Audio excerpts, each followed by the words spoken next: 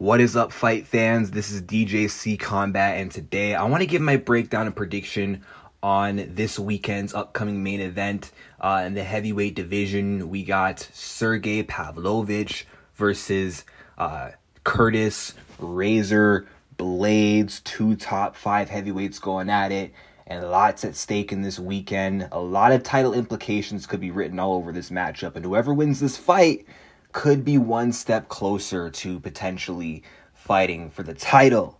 Now, you got Sergei Pavlovich, man, who's on an absolute roll. 5-fight win streak, hasn't lost a fight since 2018. That was his only loss to Alistair Overeem, where he lost in a way in which Curtis Blaydes beats people, which is kind of a problem. And also, not to mention, Overeem trains, or used to train with, I don't know if he still trains with Blaydes, but they were known to train together. So, that's pretty telling. Alistair became a wrestler against Sergei, took him down, smashed him on the ground in the first round. And now Sergei is fighting an actual wrestler who, that's basically his specialty. That's what Curtis Blaydes does. That's why they call him Razor, because he takes you down and he slices and dices you open with them elbows. And this stylistically is not a good matchup for Sergei Pavlovich. However, this is also a scary and dangerous matchup for Curtis Razor Blaydes, because Sergei Pavlovich, he just is that guy. He is the closest thing to like a white Francis Ngannou, and we saw what Francis Ngannou did to Curtis Blaydes twice, although I do not think that Sergei will have the strength or athleticism / level of defensive wrestling that Ngannou did to keep Curtis off of him. But there's always a chance that Sergei Pavlovich could just overwhelm and blitz Curtis Blaydes early. You know, he's got that long reach. So does Curtis Blaydes, actually, but I mean, he's got like a John Jones reach, Sergei does. Like 4-inch reach advantage over Curtis Blaydes. Very measured in his attacks. He doesn't swing wildly with anything he does. He picks his shots methodically, unlike Derek Lewis. And speaking of Derek Lewis, that's one of his victims in his recent run. And Tai Tuivasa. And the thing is with Curtis Blaydes, even though he is an elite level wrestler, he does tend to sometimes, you know, get too comfortable on the feet early on in the fight. You know what I mean? Like, he'll kind of play it on the feet for a little bit. And against Sergei, that's very, very risky. Although, you know, Blaydes can strike. He is a good striker, and he does have knockout power. Standing and trading with a guy like Pavlovich is very dangerous. Now, obviously, Blaydes, when he does stand with you, he doesn't stand in front of you. He'll stick and move. He'll pump that jab. But is he going to out-jab Sergei Pavlovich? I'm not sure. Sergei could potentially counter him over the top. I honestly think that Blaydes is going to want to go straight to his wrestling in this fight. He does not want to chance it against a dangerous striker like Sergei Pavlovich. Any mistake in this fight could be over.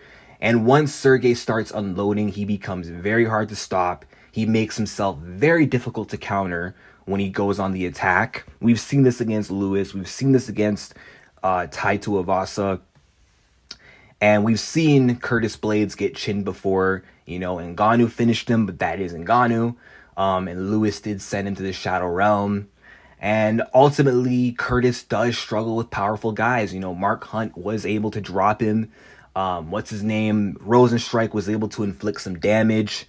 So this is a very dangerous fight. And I believe if Sergei's defensive wrestling is on point, or if Curtis Blaydes plays it too long on the feet against him, or is unable to find his range or timing for a takedown, we could see Curtis Blaydes get knocked out again, you know? But ultimately, I am going to go with Curtis Blaydes, because he does have... Well, actually, no. He barely has experience over Sergei Pavlovich. Maybe UFC experience, not MMA experience. But he's got the stylistic advantage with his wrestling. And we've never seen Sergei go up against a good wrestler. And the last time someone really tried to test his ground game, it was 5 years ago against a known striker, even though Alistair is well-rounded. And I'm sure Sergei has improved since the Overeem fight. Blaydes brings a different level of wrestling to the table. And I do think, yeah, every fight starts standing and Blaydes will feel Sergei out on the feet. He'll be very cautious.